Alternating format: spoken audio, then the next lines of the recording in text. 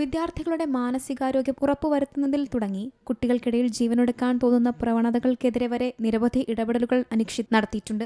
ദേശീയ ബാലാവകാശ കമ്മീഷനും ഹൈക്കോടതിക്കും മറ്റും ഈ 17-കാരൻ നൽകിയിട്ടുള്ള പല പരാതികളിലും അതിവേഗത്തിൽ നടപടികളും ഉണ്ടായിട്ടുണ്ട്. ചില പരാതികളിൽ തുടർ നടപടികൾക്കായി വിവിധ കമ്മീഷനുകൾ നിർദ്ദേശങ്ങളും നൽകിയിട്ടുണ്ട്. എല്ലാ സ്കൂളുകളിലും പ്ലേ ഗ്രൗണ്ട് വേണം. പിന്നെ വിദ്യാർത്ഥികളുടെ ഇടയിലെ ആത്മഹത്യ പ്രതിരോധിക്കണം. പിന്നെ എല്ലാ സ്കൂളിലും സ്കൂൾ പ്രൊട്ടക്ഷൻ ഗ്രൂപ്പ്സ് വേണം. ഇത് സുപ്രീം കോടതിയും പിന്നെ കേരള ഹൈക്കോടതിയും പലതവണ ഉത്തരവിട്ടൊരു കാര്യമാണ്. അത് സംസ്ഥാന പൊതുവിദ്യാഭ്യാസ വകുപ്പ് സെക്രട്ടറിയാണ് അതൊക്കെ ചെയ്യേണ്ടത്. അത് ആ ഓഫീസിൽ നിന്ന് നടപടിയൊന്നും ഉണ്ടായിരുന്നില്ല. അപ്പോൾ RTA വെച്ചിട്ട് ഒരു ചോദ്യം ചോദിച്ചു, അതിന് റിപ്ലൈ കിട്ടിയില്ല.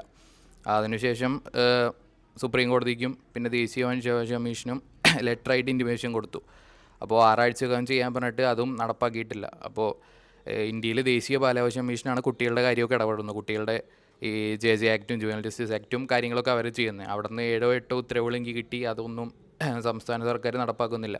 അപ്പോൾ വിദ്യാർത്ഥികളുടെ ഇടയിൽ ആത്മഹത്യാ നിരക്ക് ഇന്ത്യയിൽ തന്നെ ഏറ്റവും കൂടുതൽ 50% കൂടിയായിട്ട് NDTV റിപ്പോർട്ട് ചെയ്തിരിക്കുന്നത് കേരളത്തിലാണ്.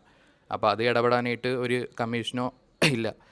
ബാലാവകാശ കമ്മീഷനോ 2500 പരാതിയെങ്കിലും ഈ പ്രീവിയസ് 5 ഇയറിലും കൊടുത്തിട്ടുണ്ട്. ഒരെണ്ണത്തിൽ പോലും ഒരു നടപടി എടുത്തിട്ടില്ല. സമൂഹത്തെ ആകെ ബാധിക്കുന്ന പൊതുവിഷയങ്ങളിലും അനീക്ഷത് വിവിധ ഇടപെടലുകൾ നടത്തിയിട്ടുണ്ട്.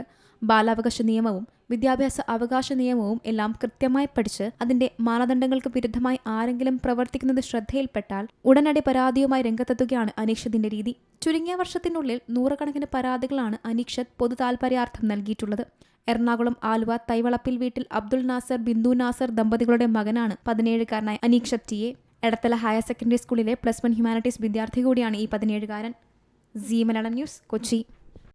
ഏറ്റവും പുതിയ വാർത്തകളും വിശേഷങ്ങളും വിരൽ തുമ്പിലറിയാൻ സി മലയാളം ന്യൂസ് എല്ലാ ഡിജിറ്റൽ പ്ലാറ്റ്ഫോമുകളിലും ലഭ്യം.